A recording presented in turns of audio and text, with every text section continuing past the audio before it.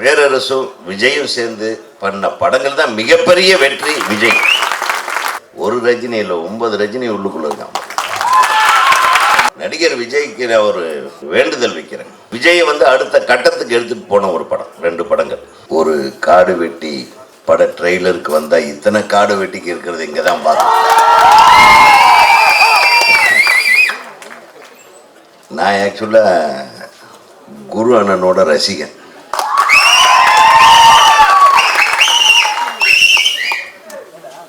இப்போ இவங்கெல்லாம் இந்த மாதிரி வேகமாக எடுக்கிறாங்களா, அந்த டைமில் நம்ம வந்த டைமில் அவ்வளோ வேகமெல்லாம் எடுக்கக்கூடாதுன்னு கொஞ்சம் அப்படியே சாஃப்டாக ஒரு ரொம்ப எமோஷனலாலாம் எடுக்க முடியாது அப்படின்ட்டு கிட்டத்தட்ட இதே கதை தான் சின்ன கவுண்டர். அதை எடுத்துட்டு நான் பட்ட பாடு இன்னைக்கு வரல என்னை வச்சு செய்கிறாங்க. இந்த ட்ரெண்ட் ஆரம்பிச்சு விட்டதே நான் தானே நீங்கள் எல்லாருமே நம்மளை திட்டிட்டு இருக்காங்க. சொன்னேன் ஆரம்பிக்கலன்னா அடக்க முடியாது, அடங்க மாட்டாங்கல்ல. என்ன சொல்கிறீங்க? நீ ஜாக்கிரதையா இரு. இனிமேல் 4 ஆள் கூட தான் போகணும் வெளியே. எல்லாம் வருவீங்களா? சிக்கல் வந்துடக்கூடாது. பாரு பேர ஒருத்தர் மிரட்டிட்டு போறாரு, இந்த படத்துக்கு பின்னாடி நீ ரொம்ப அப்படின்றாரு டைரக்டரு. இது என்னமோ இருக்குடான்ற மாதிரி ஒரு பிரச்சனை இருக்கக்கூடாது. பிரச்சனையை தீக்கிற விஷயத்தை தான் காடு வெட்டியார் பண்ணார். ஆனால் ஒரு சின்ன கவுண்டரில் விஜயகாந்த் ஒரு வேகமான விஜயகாந்தை சாஃப்டாக ஹேண்டில் பண்ண வச்சோம். இங்கே இந்த வேகத்தாலேயே நீ ஹேண்டில் பண்ண வச்சிருக்க. மாப்பிள்ளை இருக்கானே ஆர்.கே. சுரேஷ், சாதாரணமான அல்ல, மிகப்பெரிய நடிகர். அவன் விசித்திரன்னு ஒரு படம் பார்த்தேன். நீங்கள் அதாவது பார்த்துருப்பீங்களோ இல்லையே தெரில. நீங்கள் அந்த படத்தை ஒரு முறை பாருங்கள். Extraordinary performance.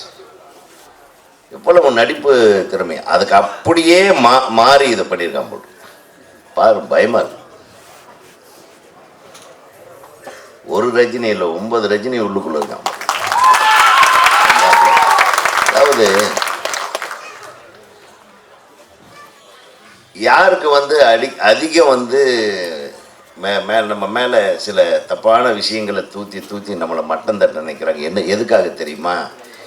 ஐயோ இவன் வளர்ந்துட்டா இந்த இடத்த எவனு மேலே பிடிக்க முடியாதுன்ற காரணத்தினால தான் நம்ம மேலே சாணி அரிப்பானே. புரியுதா? வெற்றி பெற போகிறவன் மட்டும்தான் அதிக விமர்சனத்துக்கு ஆளாகும். ஸோ எத்தனை விமர்சனம் வந்தாலும் அத்தனையும் தகர்த்தெறிந்து என் மாப்பிள்ளை நம்பர் 1 வருவான். அதெல்லாம் எந்த அளவு சந்தேகம் கிடையாது. நான் அவரை புகழ்றது என்ன நானே புகழ்ந்துக்கிற மாதிரி. அவன் அடித்தா 60 அடி தூரம் போய் விழுவாங்க. அவன் நடித்தா எல்லாரும் இதயமும் விழும்.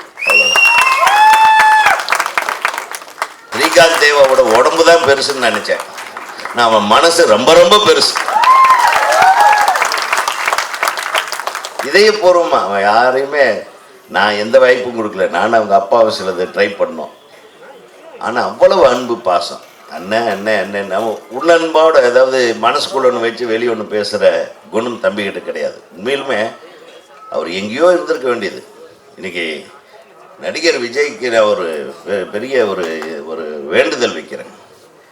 ஏன்னா இவர் பேரரசும் விஜயும் சேர்ந்து பண்ண படங்கள் தான் மிகப்பெரிய வெற்றி. விஜய் திருப்பி அந்த கூட்டணி சேரணும்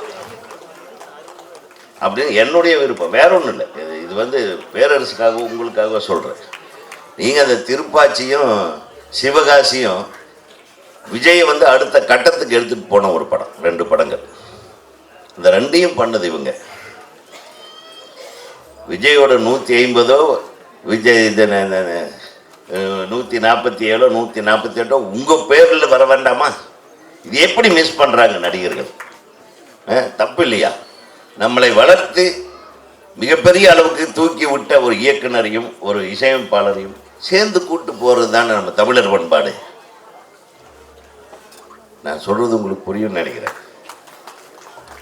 சில டைமில் பண்பாடுகளை மறந்து விட்டால் அது நம்மளுக்கு திருப்பி அடிக்கும். கரெக்டா? சும்மா மேடையில் பார்த்தப்ப எனக்கு சூப்பர் படம் கொடுத்தாரு. இப்போ நீ அவருக்கு என்ன கொடுக்குறன்றதான் முக்கியம். இது எல்லாத்துக்கும் சொல்கிறேன். வெற்றியாளர்கள் வெற்றி பெற்ற பின் தன் வெற்றிக்கு காரணமாக இருந்தவர்களை மறந்து விடுவது சினிமாவில் வாடிக்கையாகிவிட்டது. இதை மறுசீராய்வு செய்ய வேண்டும். ஒரு இசைக்கலைஞன் எப்பவுமே இசைக்கலைஞனாக தான் இருக்கான்.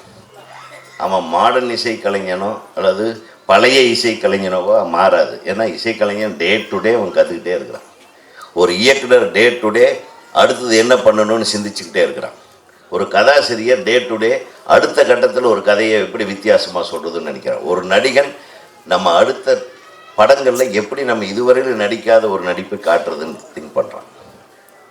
ஸோ இதில் ஒரு சாராரை மட்டும் நம்ம பயன்படுத்திக்கிட்டு மற்ற ஏணிகளை எல்லாம் தள்ளிவிட்டு செல்வது இது நியாயம் இல்லை என்பது எனது கருத்து. இதை பதிவு செய்துவிட்டு இந்த காடு வெட்டி மிகப்பெரிய பிரம்மாண்டமான வெற்றி படமாக அமைய வேண்டும்.